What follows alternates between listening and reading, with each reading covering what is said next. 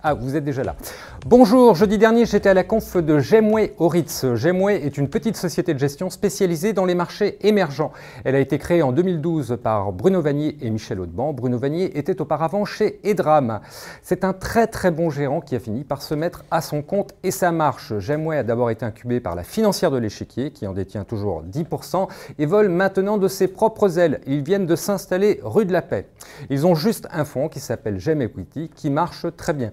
Alors que les marchés émergents, depuis 4 ans, c'est vraiment pas terrible. Regardez sur le graphe, il est tout en haut en gras devant des cadors comme Carmignac et Templeton et loin devant des super mauvais comme Lazare.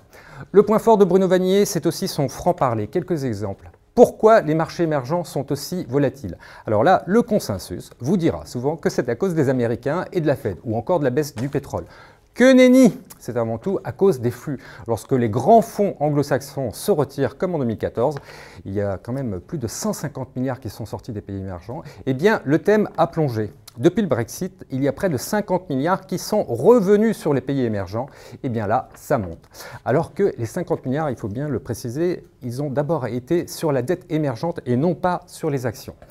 De même, pourquoi ne faut-il pas se focaliser sur les indices émergents? Eh bien tout simplement parce qu'ils sont trop axés sur les valeurs cycliques. Elles représentaient près de 70% de la cote ces 5 dernières années et on est revenu aujourd'hui autour de 60%. C'est mieux, dixit Bruno Vanier, c'est plus fiable surtout. Chez Gemway, ils sont autour de 33% et ils n'ont pas de banque. Eux, ce qui les intéresse, ce sont les sociétés Internet et il y en a beaucoup dans les pays émergents, notamment en Asie.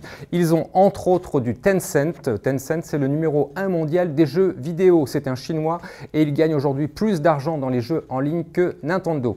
Donc, respect, Tencent vient d'entrer dans le top 10 des plus grosses capitalisations mondiales. Ils ont aussi du Samsung, du Baidu et du Alibaba. Toujours des boîtes qui ont beaucoup de cash au bilan. Samsung, par exemple, ils ont près de 50 milliards de cash. Donc il faudrait vraiment un gros pépin sur les technos pour qu'elles soient en difficulté. Ils ont aussi Naspers. Alors Naspers, c'est rigolo comme valeur. C'est une sud-africaine. C'est une sorte de Canal+ émergent. Et le point fort de Naspers, c'est qu'ils détiennent 30% de Tencent. Bref, il y a du potentiel, mais Bruno Vanier a tout de même tempéré le propos en nous disant qu'il risquait d'y avoir une petite consolidation à court terme vu le flux de liquidités qui se déversait actuellement sur la zone. À suivre donc.